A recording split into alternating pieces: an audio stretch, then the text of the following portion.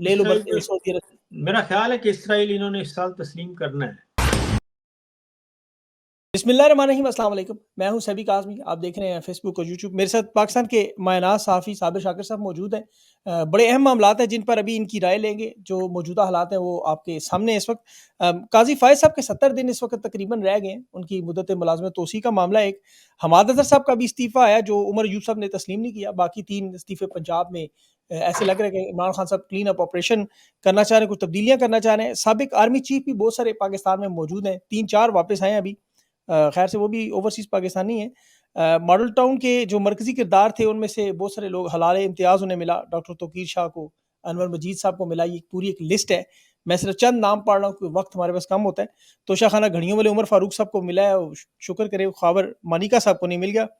Only खोसा जो YouTube आपको पता है और कॉमेडी में पाकिस्तान में एक बड़ा बेहतरीन किस्म का कंटेंट क्रिएट करते हैं, जिस तरह जबरी अगवा हुए हैं, वो भी बड़ा एक खतरनाक मामला है। बिल बिल पाकिस्तान गाना उन्हें बड़ा महंगा पड़ा। ये साबिर भाई से पूछेंगे इस पे तफसील से।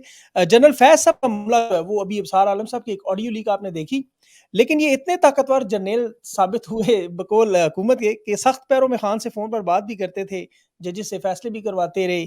उसके अलावा 2024 के इलेक्शन में इन्होंने रिटायर होकर पीटीआई को जितवा दिया है। बड़ी लंबी चार्जशीट है। कहते हैं पीटीआई का सोशल मीडिया भी चलाते थे। अमेरिका में जाने के नाम से बड़ी शदीद नफरत है। वहाँ 368 मेंबरान से जो करारदाद मंजूर हुई वो भी इनकी थी। चीन से डू मोर भी इन्होंने करवाया। अक़वाम मुत्तहिदा की वर्किंग रिपोर्ट के पीछे भी इनका हाथ कह रहे हैं जी। और यूएई के 25 अरब डॉलर जाने थे, एसआईएफसी का मुआहदा था। ये सारे प्लान जो हुकूमत के इस वक्त नाकाम हुए, ये कहते हैं जी जनरल फैज़ इसके पीछे थे। और साथ ही 9 मई में भी इनका नाम है और खान पर कातलाना हमले का भी जिक्र इन पे है। ओवरसीज़ पाकिस्तानियों के एहतजाज हों, खान के आर्टिकल हों, लंदन नवाज शरीफ घर के बाहर मुजाहरे हों, ये सारे के सारे जनरल फैज़ के ऊपर डाले जा रहे हैं। और ये मामला है क्या, ये साबिर भाई से इन तमाम मामलात पे बात करेंगे। बहुत बहुत शुक्रिया साबिर भाई। सबसे पहले तो ये जनरल फैज़ साहब का अगर मामला देखें, अबसार आलम साहब की ट्वीट भी आई। पहले तो ये बताइए ये किसके असासे हैं? ये इमरान खान साहब ने तो कहा ना ये असासा है मुल्क का। उन्होंने इस सूरत में कहा कि वो जो तालिबान के साथ मामलात थे और जो वो दहशतगर्दी के मामलात थे उन पे स्ट्रेटेजिकली अफगानिस्तान वाला मामला, लेकिन यहाँ ये मौजू छिड़ गया कि ये नून लीग के असासा है या तहरीक इंसाफ के। पहले तो जो आपने इंट्रो किया ना जी, खास तौर पे जनरल फैज के बारे में जो चार्जशीट है, अगर ये चार्जशीट वाकईतन दुरुस्त मान ली जाए और ये सारे इल्ज़ाम दुरुस्त मान लिए जाए तो फिर मेरा ख्याल है कि इस पूरी रजीम को रिज़ाइन कर देना चाहिए और अपनी शिकस्त मान लेनी चाहिए और जनरल फैज़ के सब कुछ हवाले करना चाहिए और उन्हें वसी तर कौमी मफाद में उन्हें वापस लाना चाहिए और उन्हें कहना चाहिए कि जनाब, क्योंकि ये कहते हैं कि ये सारे सब कुछ जो कुछ हुआ पिछले 28 महीनों में, रजीम चेंज ऑपरेशन जो नाकाम हुआ और उसके नतीजे में जो कुछ हुआ, उसके पीछे जनरल फैज़ हैं, तो फिर जनरल फैज़ के साथ हाथ मिलाना चाहिए और हाथ मिला के उन्हें कहना चाहिए, लो जनाब, अब आप हम आपको ड्राइविंग सीट पे ले आए हैं, अब आप इसको सारी चीज़ों को लेके आएँ, इन्वेस्टमेंट वापस लेके आएँ, अमरीकी करारदाद वापस दिलाएँ, चाइना से डू मोर भी वापस हो जाएगा, सब कुछ हो जाएगा। तो फिर तो वारे न्यारे हैं, फिर तो ये अपनी जी नाकामी तस्लीम कर रहे हैं कि एक आदमी जो कि रिटायर हो चुका है और उस पे ऑब्जर्वेशंस लगी हुई हैं, उस पे चेक्स लगे हुए हैं, उससे कोई मिल नहीं सकता, जो मिलेगा वो रडार पे आएगा, वो किसी से बात नहीं कर सकता और इतना कुछ होने के बावजूद अगर वो सब कुछ ये चीज़ें बकौल इनके के मैनेज कर रहा है, तो फिर तो यकीनन वो वाक़ईतन कौमी असासा है और बिल्कुल। उस कौमी असासे की इन्हें हिफाज़त करनी चाहिए। बिल्कुल, नौकरी वापस करनी चाहिए उन्हें बाइज़्ज़त तरीके से, बल्कि उनको कोई बड़ा ओहदा देना चाहिए। जो इतने सुपरमैन है, ये तो वो देखते हैं ना साउथ की फ़िल्में, रजनीकांत साहब एक ही वक़्त में सारा कुछ कर रहे हैं। ये इतना कुछ मैन की पूरी लिस्ट यकीन करें पढ़ के परेशान हो गया। कह रहे हैं आईपीपीज़ के कैपेसिटी पेमेंट के पीछे भी वही हैं, डॉलर की बल्कि कीमत तक उन्होंने कहते हैं सेट करवाई हुई है। इतने मतलब वो पावरफुल हैं। तो पाकिस्तान और की वाक़ई वो कौमी एहसास है। तो और शुरू हुए थे टॉप सिटी के प्रेस रिलीज़ से, तो जी, टॉप सिटी का प्रेस रिलीज़ तो अब कहीं नज़र नहीं आ रहा। तो अब हर रोज़ असल में प्रॉब्लम ये है कि इन्होंने ये अगेन मैं कहूँगा, जैसे बाकी इनकी मिसकैलकुलेशंस हुई हैं रेजीम चेंज से लेकर और आज तक, ये भी इनकी मिसकैलकुलेशन है। क्योंकि ये समझते थे कि क्योंकि जनरल बाजवा यही कहते थे कि ये तो हम चला रहे थे इमरान खान को, वरना इमरान खान को तो कुछ पता नहीं था बिल्कुल। और अगर इकोनॉमी बेहतर थी तो हमारी वजह से बेहतर थी, अगर लॉ एंड ऑर्डर बेहतर तो हमारी वजह से बेहतर था, खारजा पॉलिसी हमारी वजह से अच्छी थी, दाखिला पॉलिसी हमारी वजह से अच्छी थी। और यही जो आजकल इल्ज़ामात लगा रहे हैं, ये सारे उसके क्रेडिट पे थे। बाजवा साहब खुद क्रेडिट लेते होते थे कि ये तो हम सब कुछ कर रहे थे। तो फिर क्या वजह है कि इमरान खान को हटाने के बाद बाकी तो सारा टब्बर वही है, बिल्कुल। बल्कि वो सारे के सारे जो उसमें पीडीएम उस वक्त नहीं थी, पीडीएम भी आ गई, पीडीएम प्लस भी आ गई। तो फिर इमरान खान तो बाहर बैठा है। अगर ये सब कुछ ये खुद ही कर रहे थे, तो अब तो फिर इकोनॉमी बहुत बेहतर होनी चाहिए थी, लॉ एंड ऑर्डर बहुत बेहतर होना चाहिए, गुर्बत खत्म होनी चाहिए थी, और ये हर चीज़ खत्म हो जानी चाहिए थी, और पाकिस्तान में दूध शहद की नहरें बहती और इमरान खान का कोई नाम ना लेता। तो बिल्कुल। मसला यही है कि उस वक्त ये सारी नाकामियां इनके खाते में डाली गई, कामयाबियां अपने खाते में डाली गई, लेकिन 28 महीनों ने बताया कि नहीं, वो लकीली दानिस्ता ना दानिस्ता वो सारा कुछ उनके साथ सब कुछ उन्हीं के था। 6.2% अगर मुआशी तरक्की की रफ्तार थी तो वो क्रेडिट उनको जाता है, अगर महंगाई 12% थी तो क्रेडिट उनको जाता है, और बाकी गुर्बत जो है वो 12% थी तो उनको क्रेडिट जाता है। अब वही चीजें जो हैं आसमान को छू रही हैं। 6.2% मुआशी तरक्की की रफ्तार, और ये सारे के सारे मिलकर ले गए उसको -0.2 पर। और अभी भी अगले 6-7 साल भी ये 6% तरक्की को 6 के फिगर को टच नहीं कर सकेंगे। ये 3 और 4 के दरमियान रहेंगे अगले 3-4-5 साल भी। तो ये तो इनकी नाकामियों की है दास्तान। 100 अरब डॉलर आ रहा था, 100 अरब डॉलर से वो 1 रुपया भी नहीं आया जो इन्वेस्टमेंट थी। तो इसलिए इनको कुछ समझ नहीं, इनको नैरेटिव नहीं मिल रहा, इनको कोई डायरेक्शन नहीं मिल रही। अब उसी अंदाज में इन्होंने ये मिसकैलकुलेट किया कि जनाब ये सारा कुछ ये इमरान खान तो इतना अच्छा नहीं खेल सकता, यकीनन ये जनरल फैज़ खिला रहे होंगे, तो लिहाजा जनरल फैज़ को उठा लिया जाए। 2 तरह के मैसेज जाएंगे, एक इमरान खान नकारा हो जाएगा और दूसरा दहशत बैठ जाएगी और हमारी ताकत सारे ताकत के नीचे सरनगू हो जाएंगे। जजेस को मैसेज चला जाएगा कि जनाब हम अगर अपने डीजीआईएसआई को पकड़ सकते हैं तो फिर आप किस खेत की मूली हैं। लेकिन हुआ ये कि जो जुडिशरी जो है वो आज खुद एक इदारे के तौर पे वो उसने स्टैंड लिया है। वो बिल्कुल। 6 जजेस ने जो खत लिखा उसके पीछे एक फिस्तायत है, क्योंकि अगर ये फिस्तायत की आखिरी हदों को ना छूते तो यकीनन ये काम आहिस्ता आहिस्ता चलता रहता।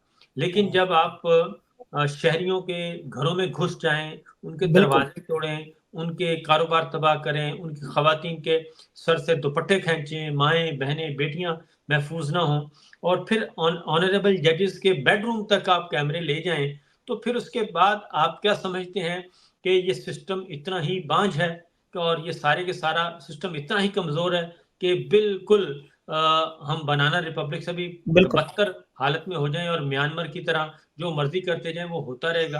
तो इनको ये समझ नहीं आ रही, इसके पीछे ना जनरल फैज है, ना जनरल कोई और है, ना कोई जज है। इसके पीछे है कि पाकिस्तान ने आगे बढ़ना है, और एक उसमें एक आइन है, मुतफिका दस्तूर है, उसको ये सारे के सारे को इलेक्शन को चोरी करना चाहते हैं, इलेक्शन चोरी कर लिया। ये संगीन तरीन जुर्म है कि पूरे का बिल्कुल। पूरा आप इलेक्शन चोरी करके आपने हारे हुए अक्सरियत को लोगों को अक़लियत हारे जी। हुए लोगों को आपने कहा कि जी ये हुकूमत इनका हक है। तो ये जो कुछ भी रिएक्शन आ रहा है, इन्होंने सब कुछ करके देख लिया। बिल्कुल आपको सही। आपको मुझे, मीडिया को, इलेक्ट्रॉनिक मीडिया, सोशल मीडिया, शैतानी मीडिया हो गया, डिजिटल मीडिया, दहशतगर्द मीडिया हो गया। यानी 6 लोग जो हैं वो डिजिटल दहशतगर्दी फैला रहे हैं, और जो 570 हैं वो डिजिटल अमान फैला रहे हैं। तो ये मामला है, इनकी समझ नहीं आ रहा है इनको। अगेन मैं कहूँगा ये मिसकैलकुलेशन है इनकी मिसकैलकुलेशन। कि अच्छा, इसमें 2 चीज़ें साबिर भाई, इसमें एक तो आपने काफ़ी तफ़सील से बड़ा ज़बरदस्त बता दी है। एक तो रिटायर बंदे की वैल्यू आपको पता है हमारे माशरे में वैसे ही, चाहे जज हो, जर्नैल हो, चाहे साफ़ी तो खैर रिटायर नहीं होते, लेकिन जो भी रिटायर हो जाए, उस बेचारे की तो आपको पता है वैल्यू वैसे ही घर में नहीं होती। अब यहाँ पे जब वो हाज़िर ड्यूटी थे तो ख्वाजा आसिफ साहब ऑन रिकॉर्ड स्टेटमेंट दे रहे हैं कि हमें आके ऑफ़र की हुकूमत में। अब इनके ऊपर एक चार्ज ये भी है कि इन्होंने 2 साल के अंदर-अंदर आर्मी एक्ट की जो खिलाफ़ वर्ज़ी की, और इन्होंने जो वहाँ लोग थे इनके हल्के के, उन्होंने इलेक्शन जिताने की कोशिश की। लेकिन अब जिस तरह जब ये हाजिर ड्यूटी थे जनरल फैज साहब, तो ख्वाजा आसिफ भी ऑन रिकॉर्ड कह रहे हैं हमारे पास आके हमें हुकूमत गिराने का कह रहे हैं। इस पे हाजिर ड्यूटी होते हुए अपना हलफ तोड़ना, ये तो आर्टिकल 6 लगता है स्ट्रेट अवे। और ये खुद चार्जशीट वज़ीर दिफा दे रहा है। इससे बड़ी ये गवाही ये क्यों नहीं सुप्रीम कोर्ट में तहरीक इंसाफ ये केस लेके जाती? उनको तो आप छोड़ें, पीटीआई को तो, ये नून लीग जो खुद इतना कुछ बता रही है, और ये जो जनरल फैज पे ये चार्जशीट जो कर रहे हैं आईएसपीआर, जो गुफ्तगू जो सोर्सेज से इधर उधर से खबरें चलवा रहा है, तो ये सारे इल्जामात तो जनरल बाजवा पे भी लगते हैं, उनके ससुर पे भी बिल्कुल। लगते हैं। वो भी रिटायर्ड हैं और वो भी मुलाकातें कर रहे हैं, वो स्पीकर से मुलाकातें कर रहे हैं, वो बाकी लोगों से मुलाकातें कर रहे हैं, और ये साज़बाज़ अभी भी चल रही है। तो ये तो फिर सारे रिटायर्ड, ये कानून तो सब पे है। अगर आर्मी एक्ट जनरल फैज पे लागू होता है, तो फिर तो जनरल बाजवा पे भी होगा, उनके ससुर पे भी होगा, और उनके ससुर खास तौर पे किस हैसियत में वो ये सारे काम कर रहे थे। क्या आर्मी चीफ फौज जो है वो जनरल बाजवा के ससुर चला रहे थे?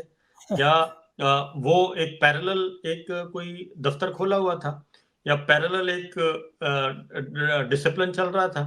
तो ये सारी जो चीजें हैं, ये फैज तक तो नहीं है, क्योंकि आपने जनरल फैज को नहीं पकड़ा, आपने आईएसआई के साबिक सरबराह को पकड़ा है, बिल्कुल और सही। आईएसआई के चीफ को पकड़ा है आपने। आईएसआई के चीफ पर आप इल्जाम क्या लगा रहे हैं? आईएसआई के चीफ पर आप इल्जाम लगा रहे हैं ये करप्शन में भी मुलव्वस है, ये लैंड माफिया भी है, ये लैंड ग्रैबर भी है, ये साजिशों में भी है, ये इंटरनेशनल कॉन्स्पिरेसी में भी है, ये काबल में भी है, ये फलां में भी है। आप उसको एक इंटरनेशनल कॉन्स्पिरेटर के तौर पे पेश कर रहे हैं पूरी दुनिया के सामने, बिल्कुल। और इन अकल के अंधों को ये अंदाजा नहीं है कि ये तो अपना जाती स्कोर बराबर कर रहे हैं, और चंद छोटे, बहुत छोटे फायदे के लिए। लेकिन दुनिया इसको इस तरह तो नहीं देखेगी, वो तो कहेगी कि आईएसआई का चीफ मास्टर स्पाई जो है आई वो मास्टर पकड़ा गया है, वो जीएचक्यू ने पकड़ा है, वो फौज ने पकड़ा है, वो अभी अभी कुछ दिन ठहर जाएं, ये उनकी तरफ से भी चीजें आना शुरू हो जाएंगी कि जनाब ये हमारी भी चार्जशीट इसमें ऐड कर लें। तो ये वो चीफ है जो अजीत डोभाल से मिलता रहा, जो सीआईए चीफ से मिलता रहा, जो दुनिया की जो टॉप क्लास इंटेलिजेंस एजेंसीज हैं उनके साथ मिलता रहा। तो आपने ये फैज नहीं पकड़ा, ये फैज, जहीर, पाशा, रिजवान, इनकी जाती हैसियत कोई नहीं है, ठीक है ना? ये आईएसआई का चीफ आपने दुनिया को बता रहे हैं। आप जरा थोड़ा सा पीछे चले जाएं, जी, जी। सिर्फ एक स्टेटमेंट दिया था गुलाम सरवर खान ने पीआईए के बारे में, हाँ जी, बिल्कुल। ठीक है ना? तो पूरे 20 यूरोप ने, पूरे मगरब ने वो पीआईए ग्राउंड कर दी थी, सर्विस ब्लॉक बिल्कुल, कर दी थी, और वो अभी तक बिल्कुल। ब्लॉक है, क्योंकि आपने खुद उनका बता दिया कि जनाब डिग्रियाँ जली हैं। हमारे तो ये पायलट जाली हैं। तो इसलिए ये वक्ती फायदे के लिए मैं समझता हूँ कि मौजूदा जो मिलिट्री लीडरशिप है, मरियम की ख्वाहिश और नवाज शरीफ की ख्वाहिश को पूरा करने के लिए ये बहुत ही गलत ट्रैक पे चल रहे हैं, बड़ा बहुत गलत घिनौना ट्रैक पे चल रहे हैं, इनको अंदाजा नहीं है। वाक़ई आपकी बात दुरुस्त है कि हिंदुस्तान के अखबार में आज देख रहा था, उसमें सारे स्पाई मास्टर्स के साथ चीफ आईएसआई ये सारे नाम वही लगा रहे हैं, और इन्होंने तो पहले भी अफ़गानिस्तान से उससे नाखुश थे। आपको पता है वो जो चाय का कप लहराया गया था, मोहम्मद जी मालिक हाँ। साहब ने भी बात भी की प्रोग्राम में। तो बिल्कुल उससे तो पहले भी वो नाराज़ थे, और पहले ही खफ़ा था उन्हें कि यार वो हमारा इतना 1 ट्रिलियन भी लगा यहाँ, 3-3500 स्पाई भी मारे गए, और फिर भी हमें निकलना पड़ा और हुकूमत भी बन गई। तो वो उसपे तो वैसे भी नाराज़ थे, लेकिन बहरहाल ये आपने बड़ी इम्पोर्टेंट बात की। अच्छा, एक और चीज़ अभी जो मईशत की हम बात कर रहे थे, आपने ज़िक्र किया, ये चीज़ जिन लोगों को चुन-चुन कर लगाया गया, जैसे आसिफ ज़रदारी साहब हैं, उनके ऊपर जैसे 10% का एक वर्ल्ड का सर्टिफ़िकेट है। उनका दिमाग के बारे में भी आपको पता है उन्होंने झूठ बोला था। फिर शहबाज शरीफ पे फर्द जुर्म लगी, टीटी मास्टर्स होने का उनका भी सबूत था। फिर मरियम नवाज़ साहिबा पे पूरी एक लिस्ट है कैलिबरी फ़ॉन्ट से, कतरी ख़त से लेते हुए, उनकी अपनी डिग्रियाँ, उनकी तालीम जो अभी लोगों ने देख भी ली, और अभी जो फ़ॉर्म 47 तो है ही। चेयरमैन सेनेट का भी यही हाल है, उधर भी यूसुफ रज़ा गिलानी साहब हैं, हार चोरी से लेके हर किस्म का मामला। और नीचे आ जाए तो वो अभी गवर्नर जो सिंध है, टेसौरी साहब, उनके ऊपर भी वो साइकिल से लेके बड़े-बड़े माल चोरी करने का मामला है। तो ये चुन-चुन के ऐसे लोग लगाने की क्या ज़रूरत है? ये टेक्नोक्रेट क्यों उन्होंने लगाए? देखिए, ये अब क्या हमारी जो मिलिट्री लीडरशिप और मिलिट्री एस्टेब्लिशमेंट, ये इन्होंने एक मैसेज दे दिया है कि अकाउंटेबिलिटी, करप्शन हमारा मसला नहीं है।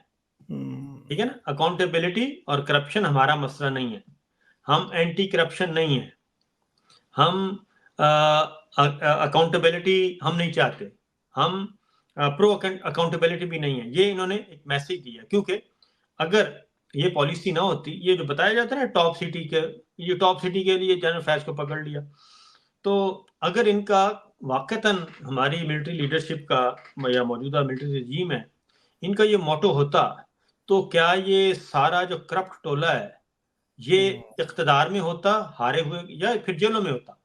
बिल्कुल ठीक है, सही।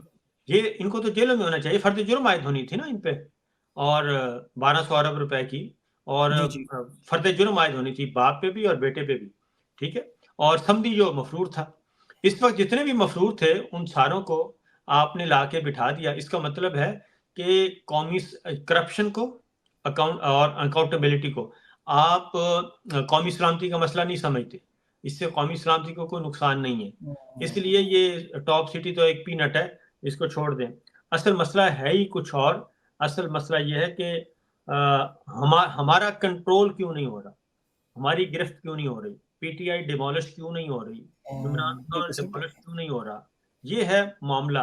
अगर वाकतन अगर इसको भी देख लें कि ठीक है जी ये करप्शन का मसला है, लैंड ग्रैबर का मसला है, तो फिर तो अहमद नूरानी की स्टोरी है 1200 अरब की, बिल्कुल, तो जनरल फिर बाजवा तो की।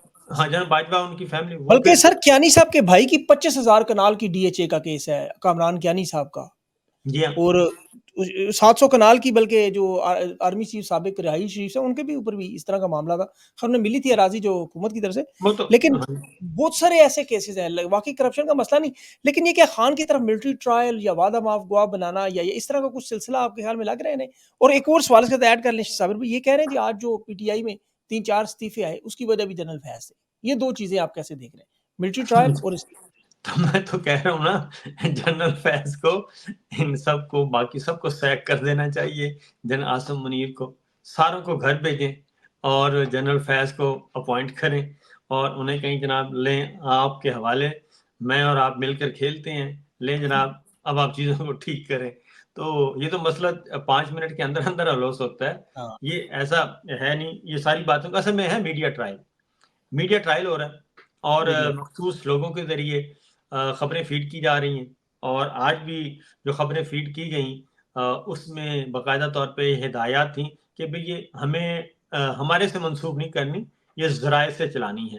तो वो ज़राए से चलवाई गई, वो सारी ज़ाहिर है फील्ड में ही रहा हूँ मैं, तो जी, वो जी। सारे दोस्त बताते रहते हैं कि जनाब आज हमें ये हुक्म मिला, आज हमें ये हुक्म मिला। तो ये इस तरह के बचगाना काम कर रहे हैं कि जनाब हमसे हमसे मंसूब नहीं करनी, हमें एट्रीब्यूट नहीं करना, लेकिन हमें दबा के रखें काम को। तो वो काम को दबा के रखा हुआ है उन्होंने। वो तो पैगाम, अच्छा साबिर भाई, पैगाम जो देते हैं वो अभी मुनीफ फारूक साहब एक पैगाम दे रहे थे, एस्टेब्लिशमेंट ने कहा जी अब हमने इनको वो रगड़ देना है, वो कर देना है। मतलब मैं सोच रहा था कौन सा काम इन्होंने छोड़ा है अभी जो 14 अगस्त के बाद, जो 13 अगस्त को जो रात को जो रैली निकाली, लोगों के घरों में घुस के इन्होंने जहेज का सामान तक लूट लिया। वो बच्चे छोटे-छोटे अगवा करके लेके अभी तक वो मिल नहीं रहे। तो अब पीछे रहा क्या? अब एटम बम ही मारना रह गया शायद कौम पे, और तो कुछ रहा नहीं। तो सही कहा है ना अपना। देखें ये जाली निज़ाम इतना कमज़ोर है कि ये हमारे ओन खोसा के दो एक मज़ाहिया नगमा नहीं बर्दाश्त कर सका। Bill bill bill bill Pakistan. ठीक है ना। तो उसने भी वैसे मस्ती देखे, हमें बड़ा ज़बरदस्त क्रिएटर है जी। ऐसी चीज़ ढूँढ के लाता है ना, उसने तो 2 तो इसलिए जो सिस्टम एक मज़ाहिया गीत ना बर्दाश्त कर सके और मज़ाहिया गीत से, तंज़ो मज़ाह वाले गीत से वो लर्ज़ उठे, तो आप उससे अंदाज़ा कर सकते हैं भाई उसके पल्ले कुछ भी नहीं है। कुछ भी नहीं है। ये मान चुके हैं कि हमारे पल्ले कुछ नहीं। पहले वो अहमद फरहाद को उठाया इन्होंने, और अहमद फरहाद की भी एक नज़म भी थी ना, वो तो बेचारा बिल्कुल, बिल्कुल। वो तो परफ़ॉर्म भी नहीं करता था। हाँ, वो वो तो तो बेचारा सिर्फ़ एक नज़र थी सर। वो तो नज़्में ही लिखता था। उसको उठा लिया, उसको उठा के फिर कश्मीर से जनाब कश्मीर में मुकदमा और दहशतगर्दी के मुकदमात, तो अब खोसा को उठा लिया, दरवाज़े तोड़ के उनको ले गए। तो इनके पल्ले कुछ नहीं है। ये इनको ये इनका हर एक्ट जो है ना, वो बता रहा है कि हम हार चुके हैं, हम लूज़र हैं, और ये हाथ-पाँव मार रहे हैं, मारते रहें, और जितना भी ये मारेंगे, क्योंकि असल जो है वो है अवाम है। पाकिस्तान के अवाम तो वहीं के वहीं खड़े हैं, वो तो टस से मस नहीं हुए। और उनके आपने देख लिया 13-14 अगस्त की दरमियानी बिल्कुल, शब, वो बहुत सारे लोग बाहर निकले हैं, पुलिस वालों से भी झड़पें और सरप्राइज़ दे सब दिए कुछ। और ये पहला, ये देखें, ये मनाज़िर हम रिपोर्ट करते होते थे मकबूज़ा कश्मीर के बारे में। हाँ, ठीक है जी, कि जनाब कौमी परचम लेके आ गए, छुप-छुपा के लगा रहे हैं, कमरों पे लगा दवा अपने घरों पे लगा रहे हैं, उसको उठा लिया, उसको उठा लिया, जहाँ कौमी परचम देखा उठाकर ले गए। तो ये तो हाल है इनका। तो अगर ये सिर्फ़ कौमी परचम से भी डरते हैं, नारों से भी डरते हैं, तो ये क्या करेंगे? इसलिए जितना भी करना है कर लें, खौफ़-ओ-हरास फैलाना है फैला दें, क्योंकि एक्सट्रीम था 9 मई वाला खौफ़-ओ-हरास। ठीक है? बिल आप सोचें कि आलिया हमज़ा को इन्होंने 15 महीने जेल में रखा। एक जेल, दूसरी जेल, तीसरी जेल, चौथी जेल, और मुख्तलिफ शहरों में लेके फिरते रहे उस बेचारी को। सनम जावेद को लेके फिरते रहे, आयशा भुट्टा और बहुत सी खदीजा शाह। तो जी, अगर भाई वो अगर मुजरिम होते, तो आपका क्या ख़्याल है, इन्होंने उनको ट्रायल करके सज़ा नहीं दे देनी थी? बिल्कुल कर देनी ठीक है चाहिए। ना? आप देखें ना, ये मिसालें देते हैं जी कि वो कैपिटल हिल वाला हुआ। भई कैपिटल हिल वाला हुआ तो 3 हफ्ते के अंदर-अंदर ट्रायल होके सज़ाएँ हो गई थी, बात खत्म हो गई थी। ये किसने वो बार्गेनिंग चिप वो उन्होंने बार्गेनिंग के लिए तो नहीं रख लिया था कैपिटल हाँ, हिल। उन्होंने ये तो नहीं कहा और माफ़ी माँग के छोड़ हाँ, देंगे। और उधर प्रेस क्लब नहीं खोल दिया था उन्होंने कि जनाब आएँ प्रेस क्लब में और ट्रंप से अलहदगी का ऐलान करते जाएँ और माफ़ी मिलती जाएगी आपको। उन्होंने सीसीटीवी फुटेज ली और 2 और 2 4 की तरह स्पीडी ट्रायल किया, सज़ाएँ दे के फ़ारिग कर दिया, जो इनोसेंट थे उनको घर भेज दिया। यही अब यूके में हुआ। बिल्कुल, यूके में उन्होंने यही काम किया है ना। जी, और 24 आवर्स हैं। हाँ, 24 घंटे 48 घंटे में 2-4 दिनों के अंदर-अंदर लोग पकड़े, सीसीटीवी फुटेज के ज़रिए एविडेंस कलेक्ट की और उनको ट्रायल किया और जेल भेज दिया। जो सज़ा थी उनको सज़ाएँ सुनाई और बाकी सबको घर भेज दिया। और मामला ये है खत्म। सिस्टम।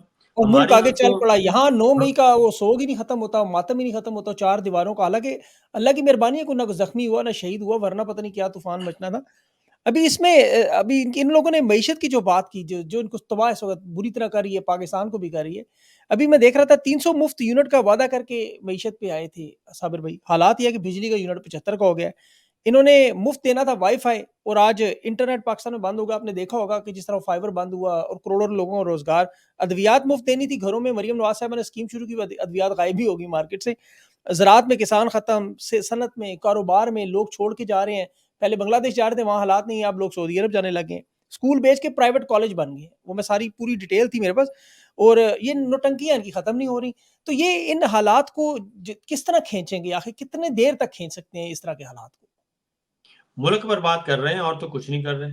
ये आपने बताया ना इंटरनेट वाला, अब ये अपने इनके अपने वज़ीर जो हैं, वो बता रहे हैं, हाँ, मैं और आप नहीं बता रहे। इनके अपने शाहिदुल्लाह का बेटा वज़ीर, जो है वो। हाँ, इनके अपने वज़ीर, मुशीर, इनकी वज़ारतें बता रही हैं कि इंटरनेट स्लो होने की वजह से 50 करोड़ डॉलर का पर एनम वो है नुकसान है, जो कि बिल्कुल, लोग बेचारे जो ऑनलाइन कारोबार था, वो मुतासर होगा, 50 करोड़ डॉलर का। उसके बाद आप आ जाएँ, आज उसने $500 मिलियन उसने कहा है, राउटर्स ने। अफ़नानुल्लाह ने, ठीक है? जी, अफ़नान 500 मिलियन बिल्कुल उसने कहा है। 500 मिलियन राउटर ने डॉलर का 300। उसने। जी, जी। तो ये इनको समझ नहीं आ रही और ये समझते हैं कि डिजिटल दहशतगर्द कह देने से, शैतानी मीडिया कह देने से इनकी जान छूट जाएगी। अरे भाई, डिजिटल दहशतगर्द चले मान लेते हैं डिजिटल दहशतगर्द कोई होंगे, आपके इनकी तारीफ के मुताबिक कोई 15 होंगे या 10 हुँ, होंगे, इससे ज़्यादा तो नहीं है। सही बात। तो 10 डिजिटल दहशतगर्दों की वजह से आपने पाकिस्तान का सत्यानाश कर दिया और पाकिस्तान को आप पत्थर के ज़माने में लेके जा रहे हैं, गारों के ज़माने में लेके जा रहे हैं। जो काम पाकिस्तान का बदतरीन दुश्मन ना कर सका, जो पाकिस्तान का के जो बड़े-बड़े दुश्मन मुल्क थे, वो ना कर सके, आप वो अपने हाथों से कर रहे हैं और इस मुल्क को बर्बाद कर रहे हैं, इकोनॉमी का सत्यानाश कर रहे हैं, रोज़गार का साबिर भाई, सत्यानाश कर रहे हैं। बड़ा इम्पोर्टेंट सवाल है। जिस तरह ये सिस्टमैटिक तरीके से तबाह किया जा रहा है, देखिए ना, ये तो अगर एक छोटे से बच्चे को भी समझ आ रही है कि अक्सरियत को अक़लियत में बदलना, ये जो सादे से फ़ॉर्मूले हैं, सियासी अदम इस्तेहकाम के बगैर माशी इस्तेहकाम नहीं आना, ये सारे पाकिस्तान को बातें पता है। लेकिन जिस तरह ये सारा तबाह किया जा रहा है, जिस तरह एक-एक इदारे एक-एक चीज़ को, आपको लगता है कि ये प्लान्ड मंसूबा है कि इकोनॉमी इतनी तबाह हो जाए, फिर इसराइल को तस्लीम करने के लिए अभी जैसे मोहम्मद बिन सलमान का भी आपको तस्लीम करने की बातें आ रही हैं, उसने कहा। तो ये उस तरफ तो नहीं लेके जा रहे कि इतने तंग आ जाएँ कि चलो जी ले लो इसराइल से ही पैसे ले लो इसराइल सऊदी अरब से। मेरा ख़्याल है कि इसराइल इन्होंने इस साल तस्लीम करना है। अच्छा, हाँ, मेरा तो यही ख़्याल है क्योंकि बिल्कुल, बिल्कुल। बाइडेन का आखिरी साल है और 1-2 ही मुल्क रहते हैं, सऊदी अरब और पाकिस्तान। हुँ, और मुझे तो लगता है कि ये इसी साल इसराइल को कोई ना कोई पैकेज हो जाएगा इसराइल के साथ।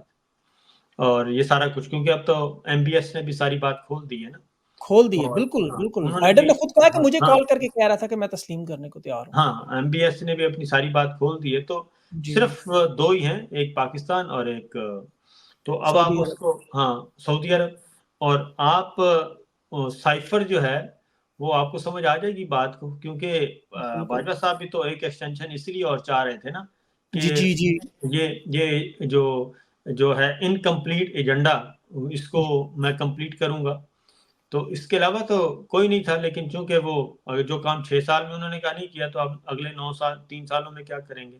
साबिर भाई आप थे उस मीटिंग में जिसमें हामिद मीर ने ज़िक्र किया था कि जनरल बाजवा ने हमें कहा था कि इसराइल तस्लीम करने का मामला, आप भी थे उस मीटिंग में? नहीं? बिल्कुल, ये एक दफ़ा नहीं जी, जनरल बाजवा के हर मीटिंग में जितनी भी ख़्वाह वो इंडिविजुअल हुई या एक कलेक्टिव हुई ग्रुप पैनल। मीटिंग्स हुई। जी। जी, तो उसमें अगर आप कहें ना 3 पॉइंट होते थे, तो अच्छा, उन 3 पॉइंट में से 1 पॉइंट इसराइल ज़रूर होता था।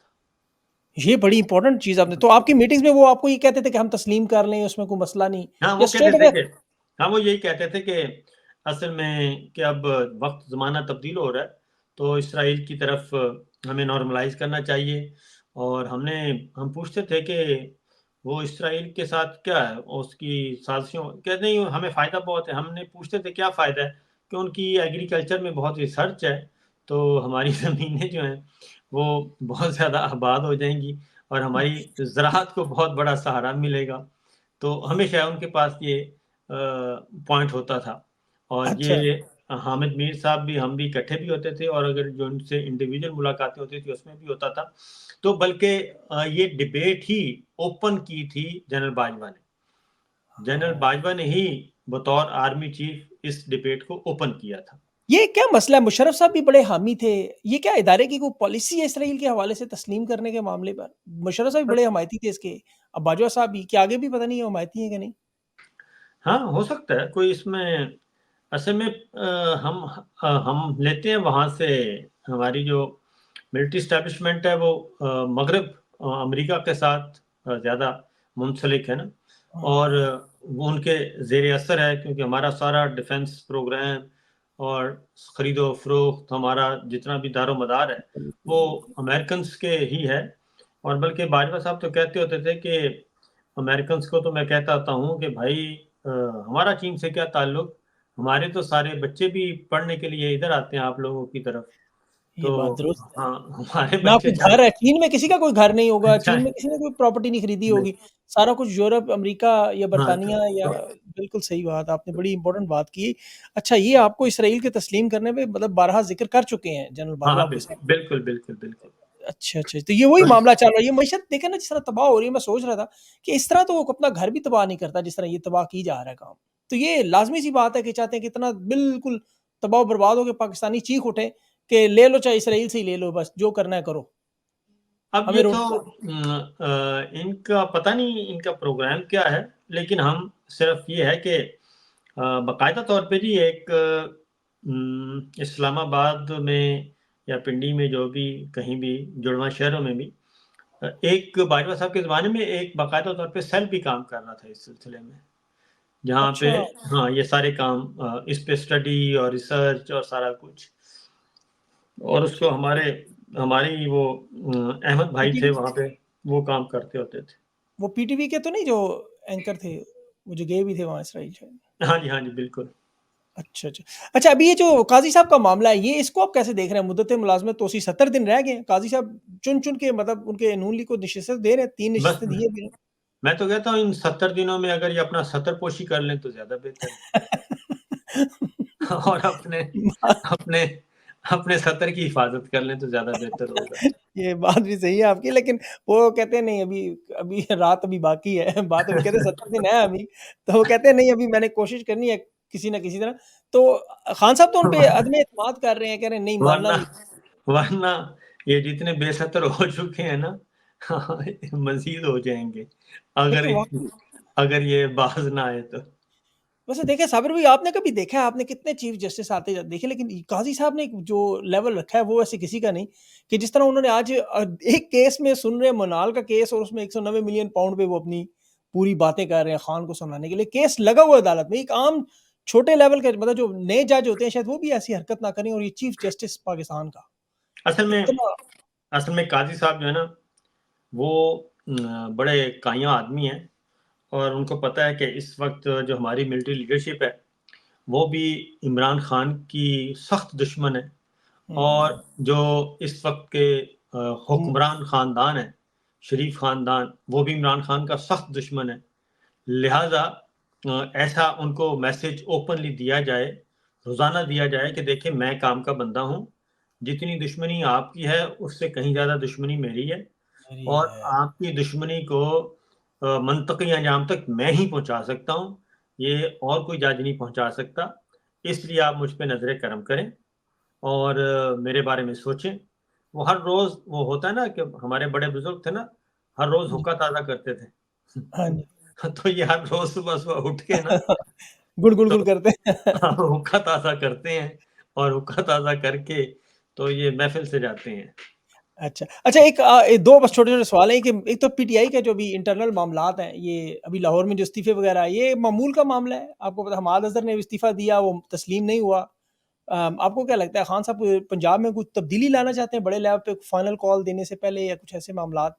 अच्छा, उसमें ये है कि पंजाब ख़ास तौर पे थोड़ी-सी ये तो है कि रेज़िस्टेंस चाहिए पंजाब में, ठीक है ना? वो ढीली-ढाली लीडरशिप नहीं चाहिए, नंबर 1। नंबर 2 ये है कि ये जो हमाद अज़हर हैं या इनका मसला है, ये जब तक खान साहब जेल में हैं, तब तक ये मसाइल होते रहेंगे। क्योंकि जी। ये होते रहेंगे, वो अंदर हैं, शाह महमूद कुरैशी अंदर हैं, चौधरी परवेज़ इलाही साहब बीमार हैं। तो इसलिए नीचे जो है वो आपको पता है फिर बॉस के नीचे फिर कम्युनिकेशन सारी इश्यूज़ सारी वो बराबर की लीडरशिप है। फिर खैबर पख्तूनख्वा की अपनी अप्रोच है, पंजाब की अपनी अप्रोच है। तो इसलिए ये जब तक इमरान खान साहब जेल में हैं, तब तक ये इस तरह के छोटे-मोटे इश्यूज़ होते रहेंगे। अंदरूनी। हाँ, जब बाहर आएँगे, तो वो सारी चीज़ें फिर दोबारा से अच्छा स्टेबल साबिर हो भाई, जाएँगी। अगर आप एक्स पे देखें, ट्विटर पे देखें, लोग बड़ी मतलब हैवी अंदरूनी पार्टी का आमतौर पे जो पॉलिटिक्स होती है, वो पार्टी का अपना मसला होता है। कोई रहे, कोई किसी को नोटिस दें, जो मर्ज़ी। लेकिन यहाँ पे लोग बहुत ज़्यादा इन हो चुके हैं, मतलब वो प्रॉपर खुल के तनकीद करते हैं। आपके ख़्याल में एक हेल्दी हैबिट है लोगों की इतनी ज़्यादा इंटरफेरेंस करनी पार्टी के अंदरूनी मामलात में, या ये इन्हें नहीं करना चाहिए? ये असल में सोशल मीडिया अब एक नया एलिमेंट है ना जी। और पाकिस्तान तहरीक-ए-इंसाफ का सोशल मीडिया बहुत ज़्यादा मज़बूत है और वो बहुत ज़्यादा बड़े-बड़े फ़ैसले भी तब्दील करवा चुका है। जी, जी, और बिल्कुल। इसलिए क्योंकि एक आपने रखा हुआ है, एक इमरान खान का एक नैरेटिव है और एक है उनका हदफ है कि हमारे ये 2-3 पॉइंट्स हैं, इन 2-3 पॉइंट्स से हम आगे-पीछे नहीं होंगे। तो वो जो भी उसमें मिसफिट होता है, उसके लिए फिर सोशल मीडिया की जो टीम है, हुँ। वो ले आती है चीज़ें मैदान में और वो सारे का सारा उसका अल्ट्रासाउंड करके रख देती है 24 घंटे के अंदर-अंदर बिल्कुल, और बिल्कुल, शिकरे हैं।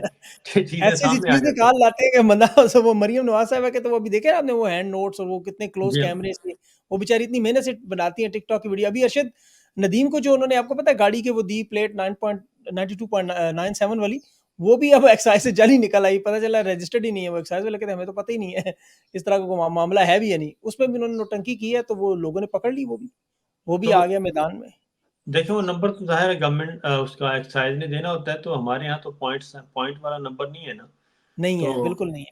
हाँ जी, तो ये इस तरह के करते रहते हैं कि आप ये देख लें कि वो यौम आज़ादी जो है वो 46 सेकंड में 6 लफ्ज़ लिख सकी हैं। तो उसमें आप क्या कर सकते हैं? वाक़ई वो डॉक्टर यास्मीन राशिद ने कहा था ना, परवरिश इनकी ठीक नहीं हुई, ये उनके अल्फ़ाज़ थे कि जी, ये पढ़ने-लिखने की बिल्कुल। जब का टाइम था, उस वक़्त उन्होंने खेल-कूद और दीगर मतलब मसरूफियात में गुज़ार दिया। अच्छा, अभी ये साबिर भाई, ये जो अब लास्ट टाइम आपने बड़ी इम्पोर्टेंट बातें की थी, खान साहब की रिहाई और ये, अभी आपको क्या लगता है कि ये मामलात जो हैं वो किधर जा रहे हैं? बंद गली में है? कोई रास्ता है? किसी को कुर्बानी का बकरा बनाया जाएगा? जैसे मुझे लगता है फैज़ साहब को बनाया जा रहा है। आपको क्या लगता है ये सारा मामला किधर जाएगा? देखिए, ये अल्टीमेटली चीज़ें ये जो जनरल फैज़ साहब का है ना मामला, जी। ये असलन जुडिशरी को दबाने के लिए किया गया है, जजेस को। और ये जुडिशरी जो है इस वक़्त बहुत ज़्यादा मैं तो कहता हूँ कि सही जगह पे खड़ी है। और आज भी जस्टिस मियां गुल हसन औरंगज़ेब ने जो रिमार्क्स दिए, उन्होंने कहा कि आप ना आइन बदल दें, क्योंकि आइन से बुनियादी इंसानी हुकूक का चैप्टर ही निकाल दें। हाँ, बिल्कुल, मामला ही हाँ, खत्म कर अज़हर दें। मिशानवी के भाइयों का मामला था, एक और नौजवान इन्होंने उठाया हुआ था, सोशल मीडिया का ही था, वो भी जी, जी। पीटीआई का। तो उसमें डिप्टी अटॉर्नी जनरल मौजूद थे उधर, उनको कहा, उन्होंने कहा कि फिर आप ना ये दस्तूर बदल दें और फिर हम भी आराम से बैठ जाएँगे, कहेंगे ठीक है जी, आइन में ये लिखा है। तो जब तक बिल्कुल। आइन में बुनियादी इंसानी हुकूक हैं, सब कुछ है, तो हम अपना काम करते रहेंगे। तो असलन ये जनरल फैज़ तो एक बहाना है। असल है कि जुडिशरी को, जजेस को दबाया जजेस जाए, ने डराया जाए, धमकाया जाए कि आप बाज़ आ जाएँ। ये जो मखसूस नशिस्तों वाला केस है, जिसका फ़ैसला तहरीरी फ़ैसला लिखा जा रहा है, ये जी, उनको रात सोने नहीं देता, नंबर 1। नंबर 2, ये जो अभी हुआ है ना बांग्लादेश, जी। बांग्लादेश की वजह से ये बहुत परेशान हैं, बहुत ज़्यादा परेशान हैं, बेचैन हैं। इनकी कई-कई मीटिंग्स हो चुकी हैं कि अगर ये हो गया, तो हमें क्या करना पड़ेगा? और किसी कोई जहाज़ समझदार तैयार है। आदमी, हाँ, वो शाहीन भाई साहब ने कहा ना। कोई समझदार आदमी वहाँ बैठा था, उसने जी। कहा अगर ये हो गया तो फिर पाकिस्तान की अवाम ही करेंगी, हमने कुछ नहीं करना। वो जिस तरह वो लतीफ़ा है, शेर अगर जंगल में आ जाए तो आपने क्या हुँ। करना है? कह रहे हैं हमने क्या करना है, जो कुछ करना है शेर ने करना है। के तो इससे उससे बहुत ज़्यादा डरे हुए हैं। और ये उन्हीं चीज़ों को लेके बैठे कि कोई ना कोई ऐसा काम कर दें कि लोग बाहर ना निकल सकें, खौफ-ओ-हरास मज़ीद फैलाया जाए। और ये आप देखेंगे, गौर से सुनें, आप एक काम करना, कल जी। 7 से 12 बजे तक ना टॉक शोज़ का एक ब्रीफ नोट सुनना ज़रूर, थोड़ा-थोड़ा सुनना। उन सब अच्छा। का एक ही होगा कि देखें जी, जनरल फैज़ अगर डीजीआईएसआई अगर फ़ौज अपने पकड़ सकती है, तो फिर ये जजेस क्या हैं? तो फिर ये मैसेज उनको दिया जा रहा है कि देखें जी, हमने इतना बड़ा बंदा पकड़ लिया है, तो अब देख लें आप, तो मज़ीद क्या कर सकते हैं। तो एक बात, दूसरी बात है कि वो जनरल फैज़ और जनरल बाजवा को इसलिए भी ये कर रहे हैं कि हो सकता है हम पे नज़र इल्तफ़ात हो जाए मियाँ साहब की, और कोई मज़ीद कुछ दिन मिल जाए। अच्छा, वो एक्सटेंशन का ही मामला वो बात घूम फिर के वो नौकरी पे ही आ जाती है, कि मुद्दत मुलाज़मत बढ़ जाए, प्रमोशन हो जाए, कोई माली फ़ायदे मिल जाएँ। अल्लाह ताला इनको हिदायत दे। और साबिर भाई, आपने अपना कीमती वक़्त दिया और बड़ी अहम बातें की। उम्मीद है इसमें से इंशाल्लाह लोगों को बहुत कुछ जो समझने और सीखने को मिलेगा। मुझे खुद इसमें 2-4 चीज़ें आपने हिला दी हैं, ख़ास 2-3 पॉइंट, वो इंशाल्लाह थंबनेल की रौनक बनेंगे। आपने अपना कीमती वक़्त दिया, मैं आपका बड़ा मशकूर sir. Thank you so much. Okay sir, अल्लाह हाफ़िज़।